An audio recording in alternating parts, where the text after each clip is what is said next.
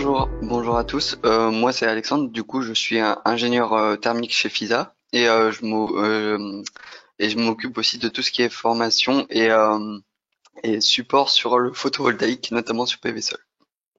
Alors aujourd'hui, ce qu'on va faire, c'est que on va faire la présentation globale du logiciel PV Sol Premium, quelles sont ses capacités, et ensuite on va regarder un peu plus en détail sur quelques exemples pratiques sur des projets, comment le logiciel se débrouille et comment c'est interfacé. Alors tout d'abord, PVSol Premium, c'est un logiciel qui est complet et qui répond à la plupart des besoins d'une étude solaire détaillée. Alors, on a tout ce qui, on a en fait dans PVSol, c'est divisé en plusieurs parties. Il y a une partie généralité administrative et technique où on rentre notre type d'installation, les références du client, etc., qui seront reportées sur le rapport. On rentre aussi on rentre le site météo, les caractéristiques de son réseau, etc. Ensuite, on en arrive à tout ce qui est configuration de l'installation en elle-même, c'est-à-dire que si on est en autoconsommation, on peut rentrer nos consommations qu'on peut venir importer directement. Par exemple, quand Enedis, si vous fournit des fichiers pas de temps horaire 10 minutes, on peut venir l'importer dans PVSol pour lire cette distribution sur l'année et du coup faire son étude en autoconsommation. Ensuite, il permet également de faire tout ce qui est choix de matériel, que ce soit module, onduleur, batterie de stockage, borne de véhicule électrique, etc., permet de venir choisir parmi une bible de fabricants qui est assez vaste. C'est une des plus grandes bibles qu'il y a au niveau module et onduleur. Et on peut se permettre de venir configurer avec une certaine marque de module et, une certaine marque d'onduleur, on peut venir les raccorder ensemble pour voir si son installation est cohérente, etc.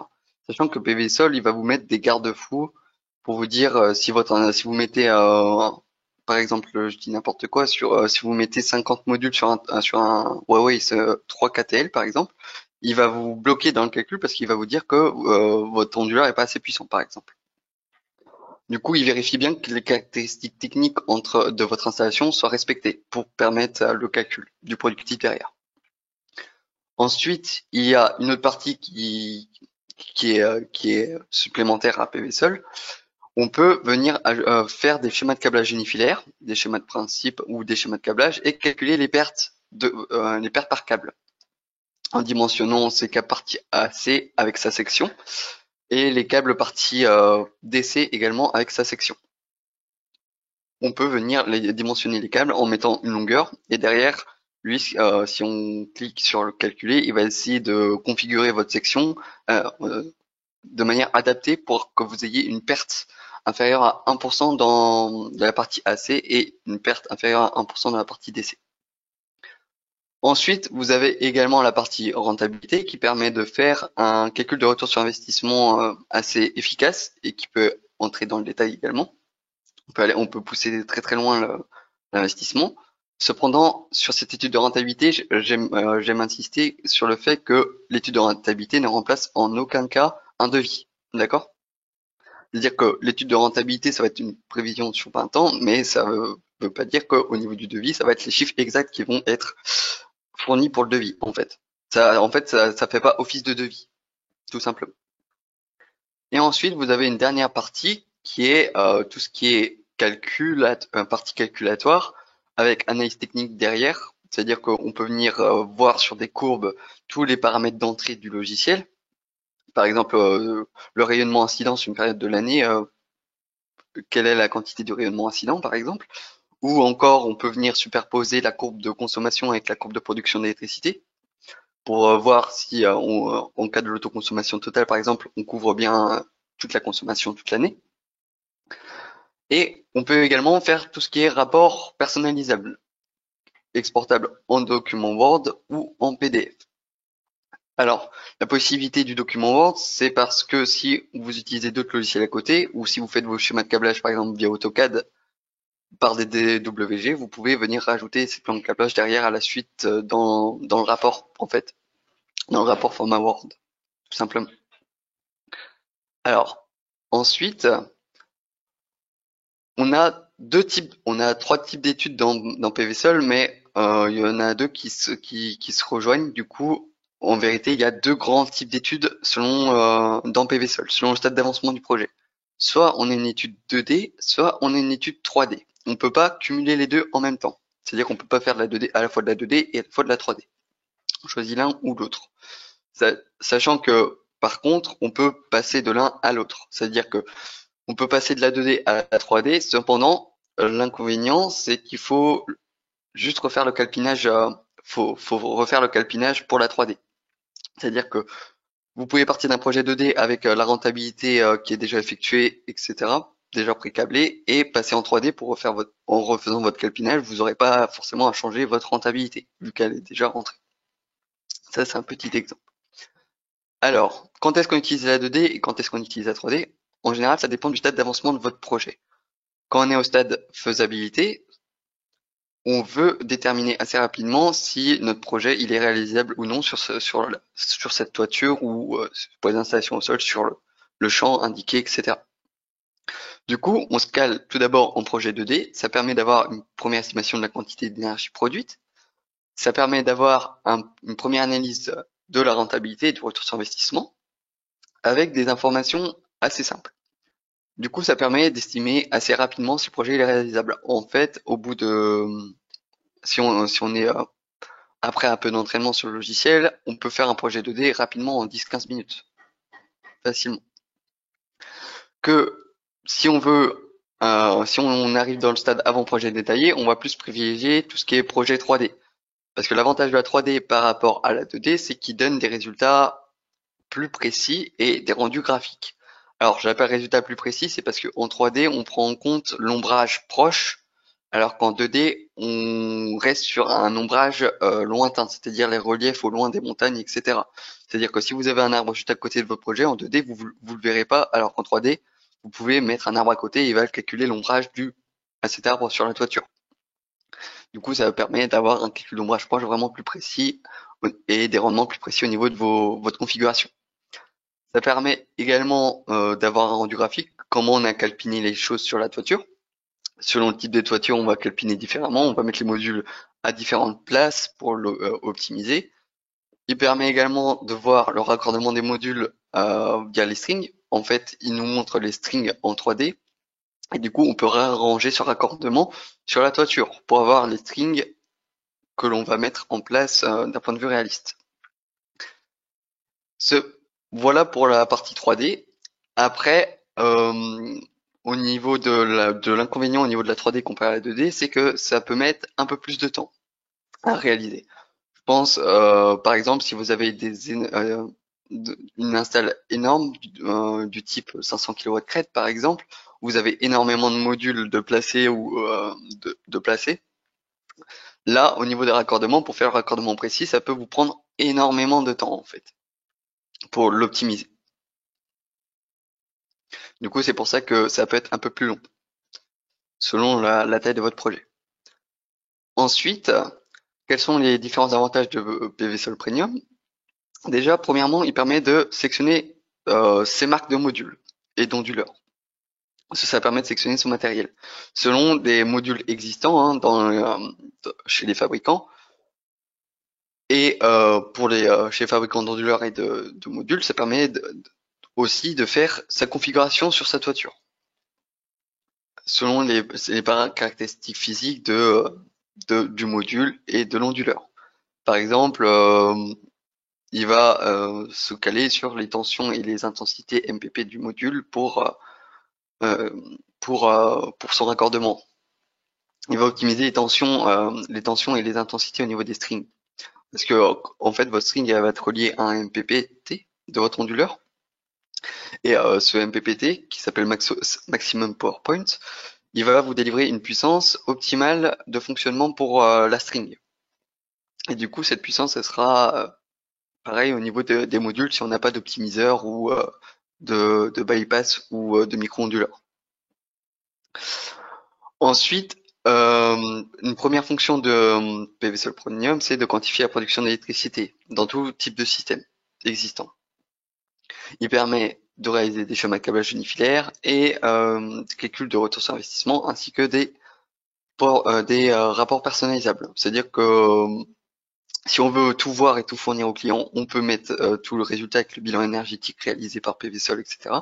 Ou on peut venir trier les informations pour montrer que les résultats ou montrer que l'analyse de rentabilité, etc. dans son rapport. Deuxième partie d'avantage de PVSol Premium, il possède une bibliothèque complète de matériel et de sites météo.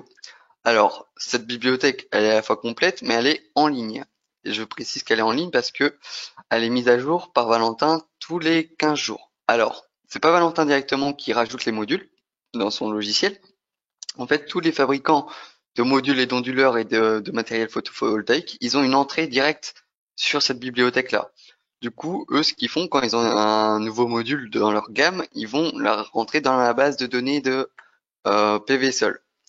Et derrière, en fait, Valentin, il fait une mise à jour régulière tous les 15 jours. Du coup, les nouvelles entrées sont rajoutées à la bibliothèque.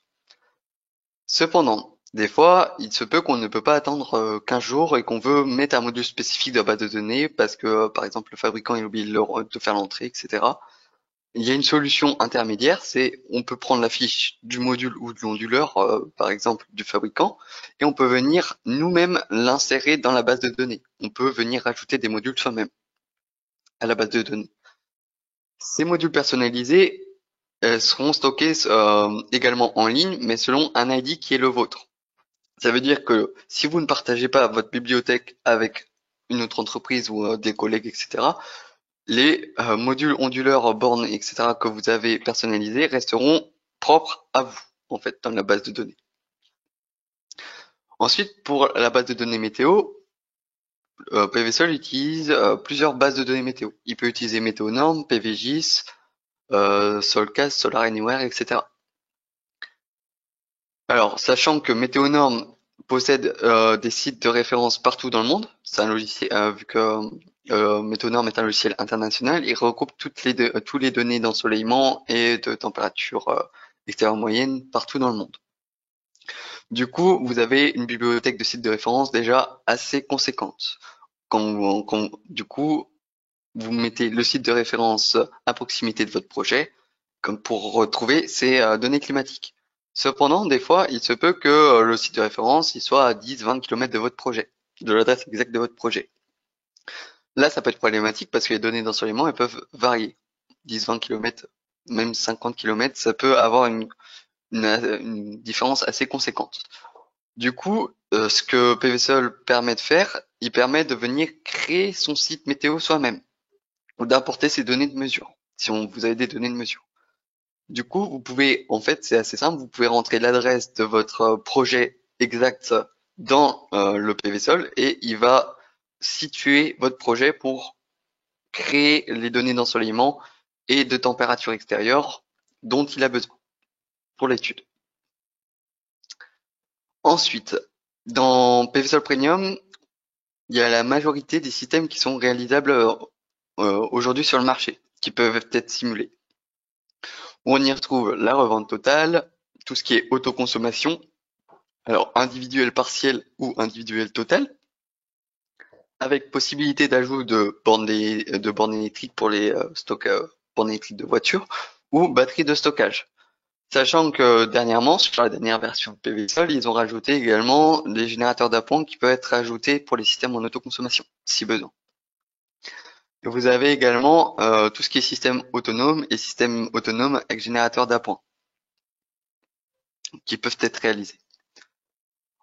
Ensuite, pour la partie 3D, ce qui est bien, c'est que déjà, ça vous fait un rendu 3D de votre bâtiment ce qui peut être assez vendeur parce que vous représentez le bâtiment avec son calpinage exact de quoi il aura l'air, avec ses raccordements au niveau de ses strings, etc. Et au niveau des ombrages aussi, vous pouvez simuler les ombrages sur des angles du soleil sur toute l'année. Par exemple, vous pouvez dire je veux un ombrage au mois de mai, une journée typique du mois de mai. Quel ombrage je vais avoir sur ma toiture, par exemple, au mois de mai à 11 heures, par exemple, le 15 mai à 11 heures. Et en fait, vous pouvez avoir un rendu réaliste de l'ombrage que vous pouvez faire défiler toute l'année pour, dans certaines situations, dire je m'attends à cet ombrage-là à cette période, etc. Là, c'est pour la partie gauche et pour la partie droite, en fait, ce qu'il fait, c'est qu'il calcule un ombrage précis. D'un point de vue calcul, il utilise des ratios en fait d'ombrage. En fait, les pourcentages que vous voyez sur les modules placés ici, c'est les pourcentages d'ombrage de votre module. C'est-à-dire que par exemple ce module-là, c'est marqué 16,2% d'ombrage. Ça veut dire que sur une année complète, vous avez 16% de votre module qui est complètement à l'ombre. Du coup, vous avez une baisse de rendement. Alors là, vous voyez dans l'exemple, on a mis un toit de terrasse et un clocher juste devant. Juste pour montrer, pour exagérer l'exemple, on a mis des modules juste derrière et ces modules, ils montent à 80% d'ombrage, à peu près. Ça veut dire que vous avez énormément de pertes par ombrage ici. Et le problème, c'est que dans cette installation-là, on a une installation sans optimiseur, sans micro-onduleur. Du coup, c'est une installation classique par string.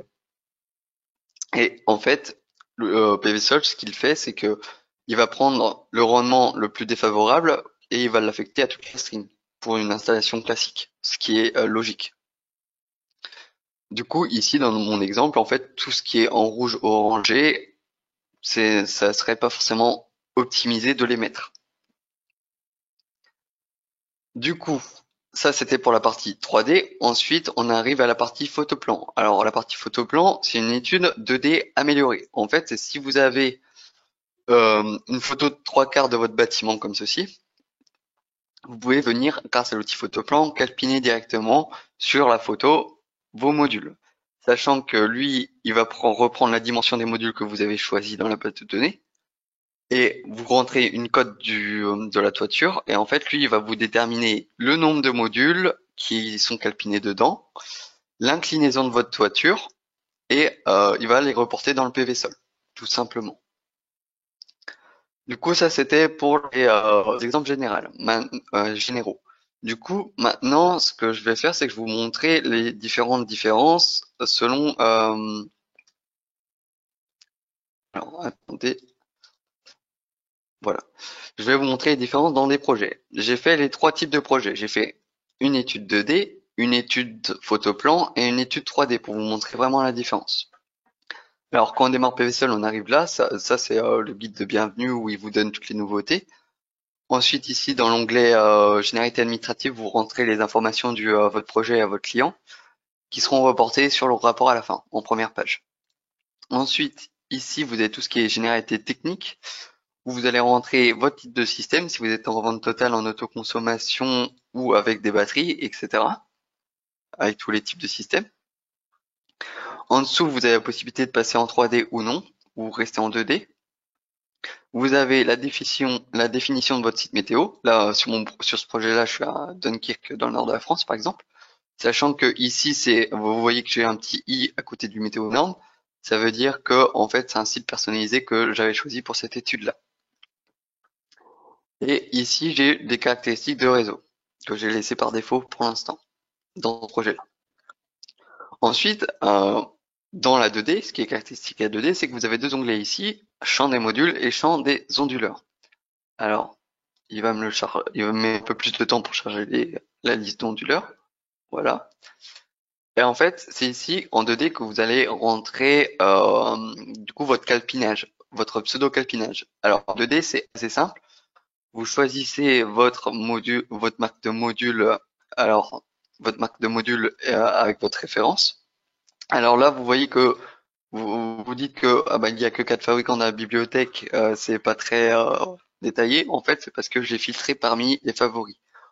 En fait, dans toute la bibliothèque, on peut venir définir des favoris pour filtrer la liste de modules pour éviter de les rechercher dans la base de données. Si je décoche favoris, en fait, vous allez voir que la liste de fabricants, elle est énorme. Et que la base de données, elle est énorme. Du coup, on peut vite se perdre en cherchant dans la liste chaque référence de module, etc.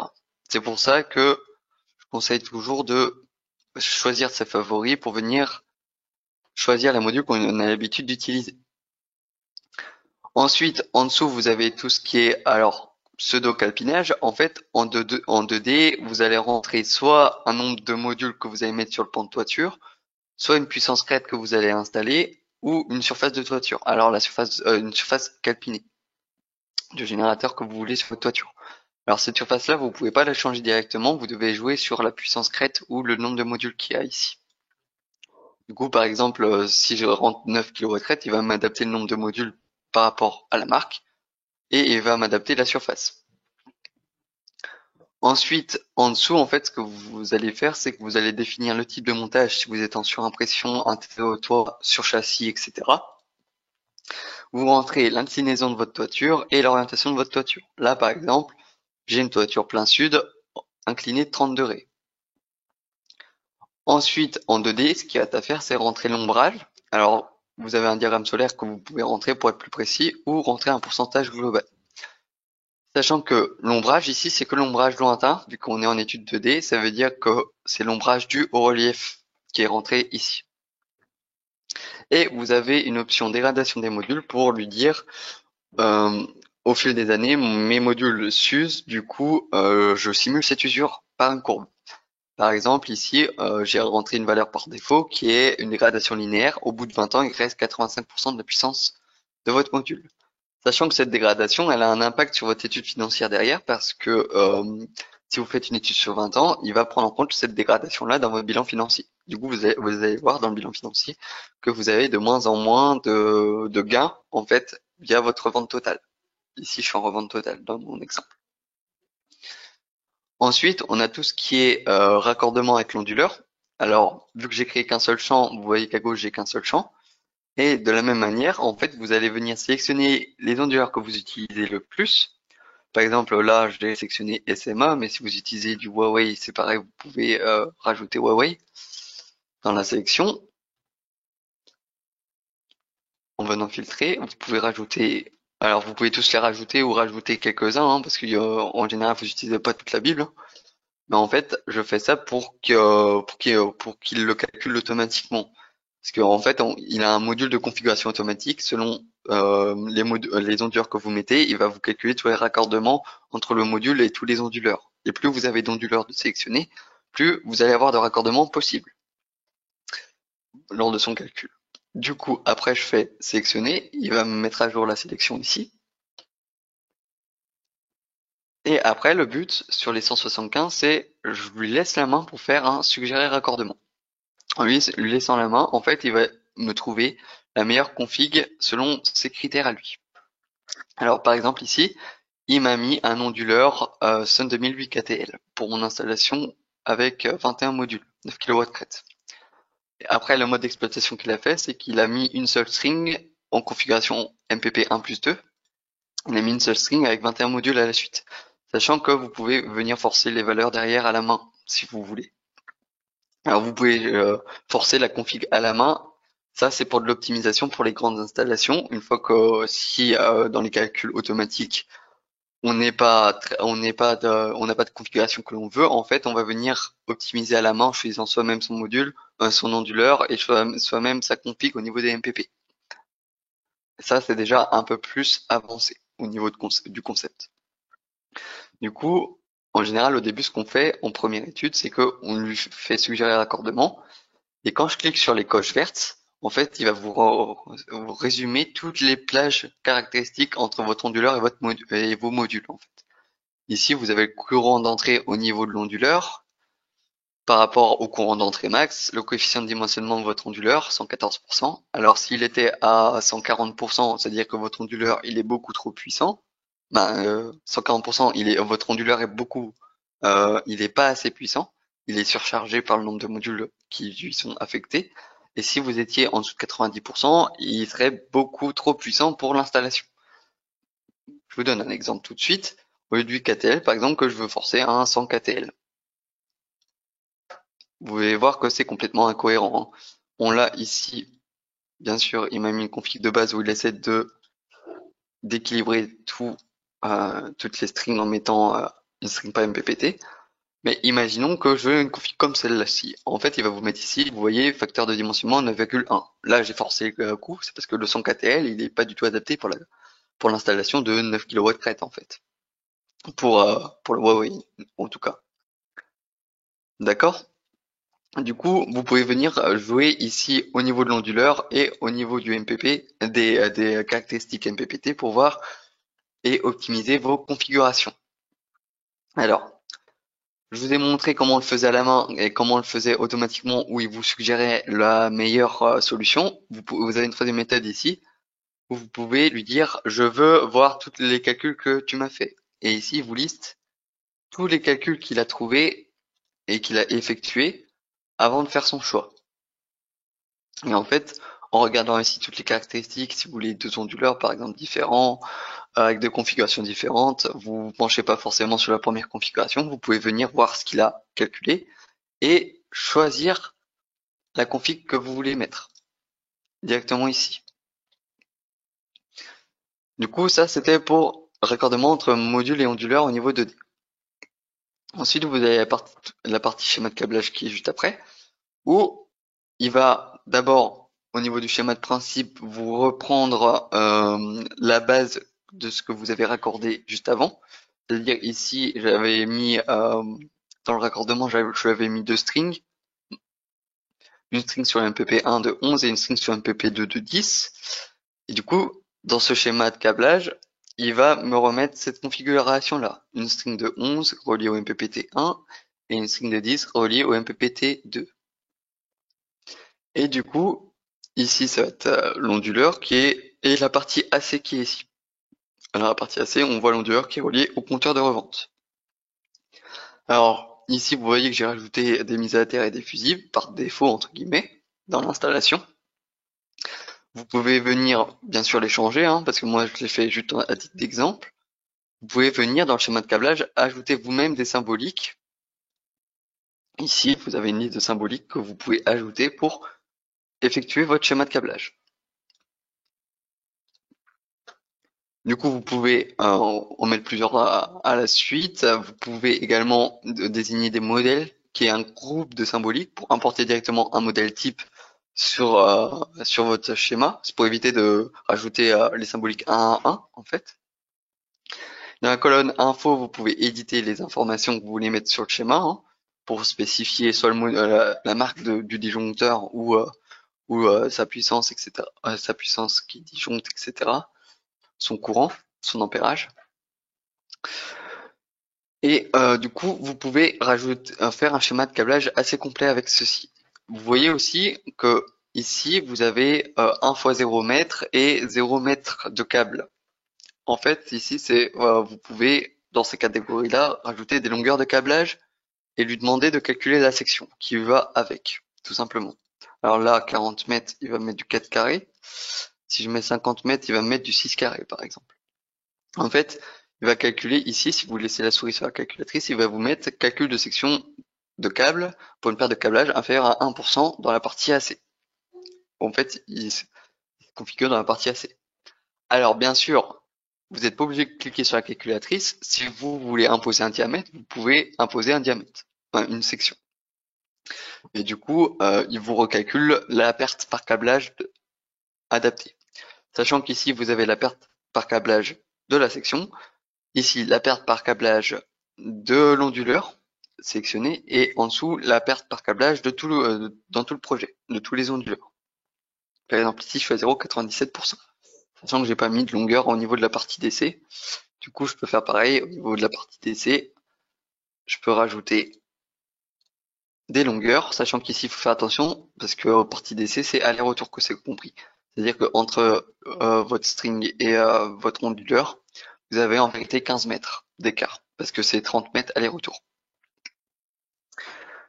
Donc ça, c'était pour la partie câblage, sachant que cette partie-là, vous pouvez venir imprimer la cartouche avant d'imprimer le rapport, si besoin.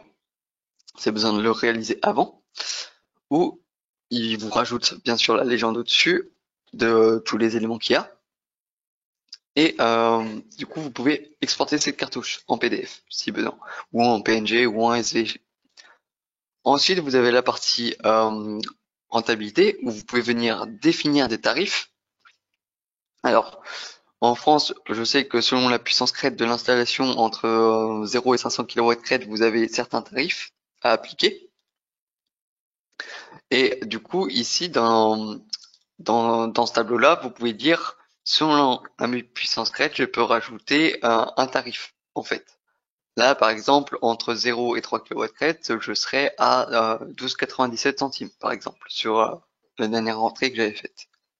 Bon, les tarifs là sont pas forcément à jour, hein. Ça, c'est un vieux tarif que j'ai mis.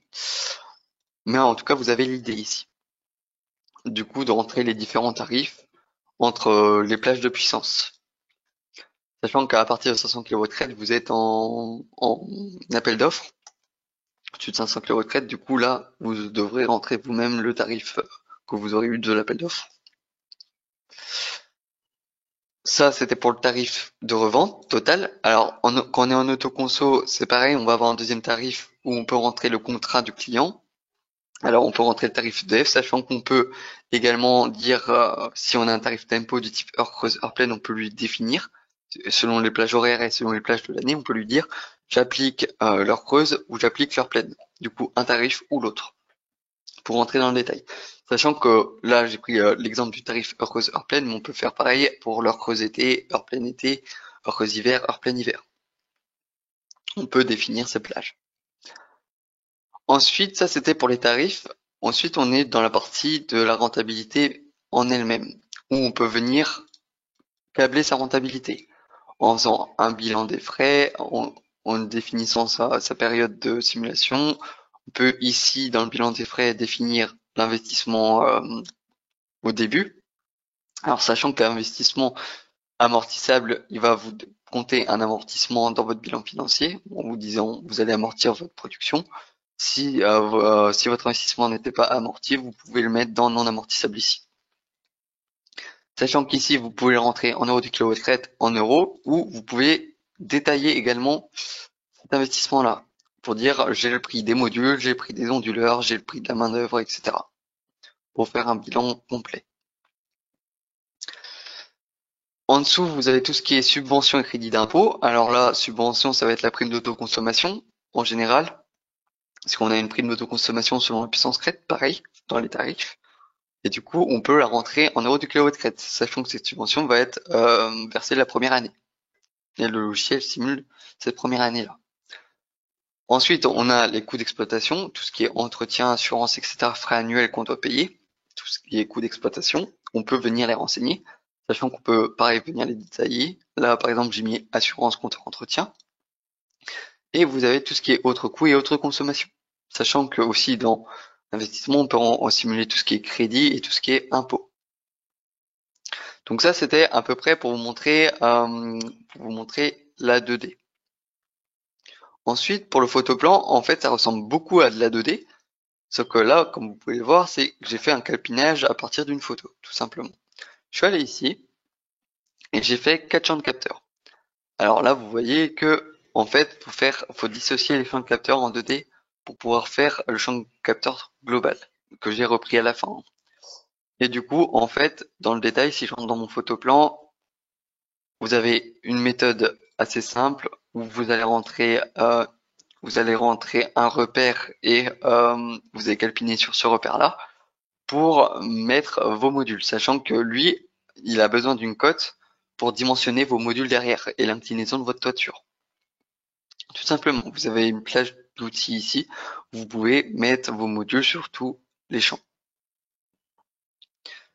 Et derrière, quand vous faites appliquer, il va prendre le nombre de modules qu'il y a sur le calpinage, et du coup la puissance crête, et l'inclinaison de la toiture.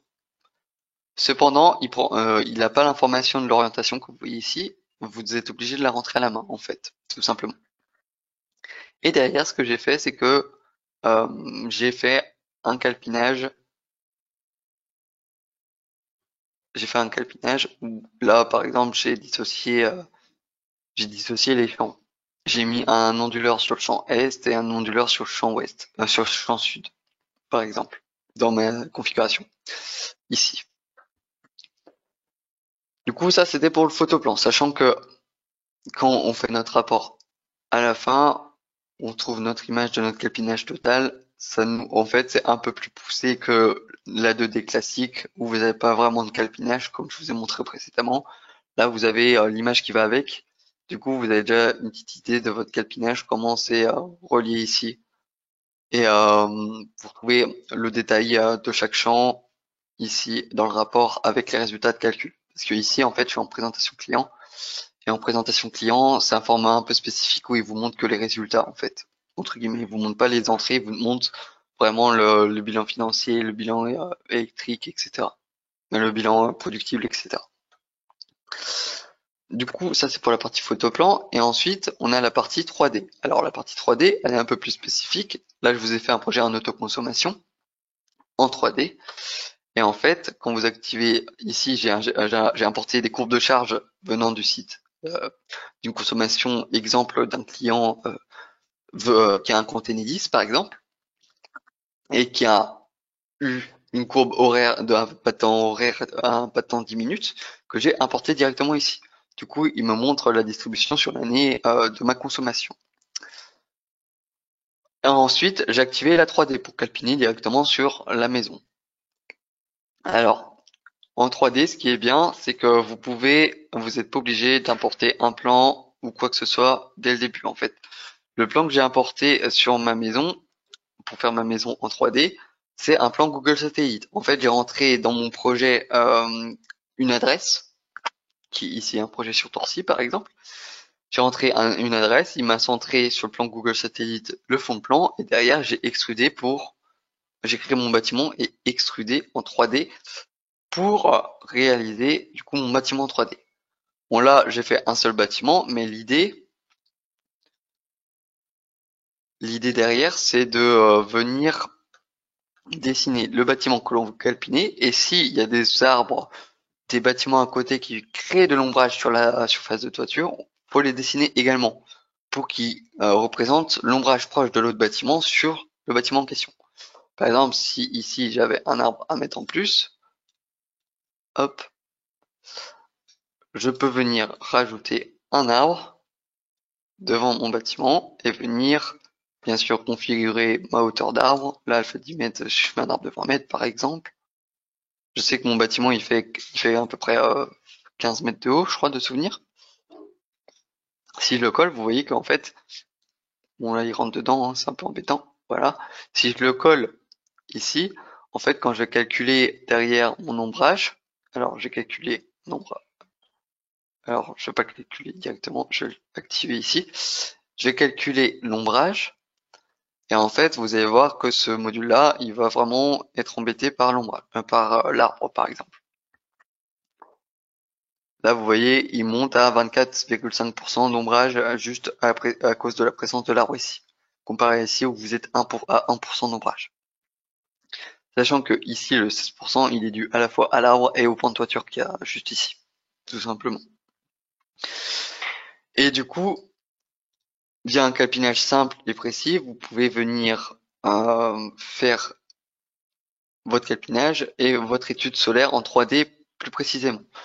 Alors ici j'ai pas pris de capture d'écran, mais par exemple si derrière mon ombrage je veux le garder en capture d'écran, on a des outils qui permettent de reporter des captures écran ici pour le reporter sur le rapport. Alors par exemple pour la fréquence d'ombrage, vous pouvez faire un calcul de fréquence d'ombrage et derrière le prendre en capture d'écran.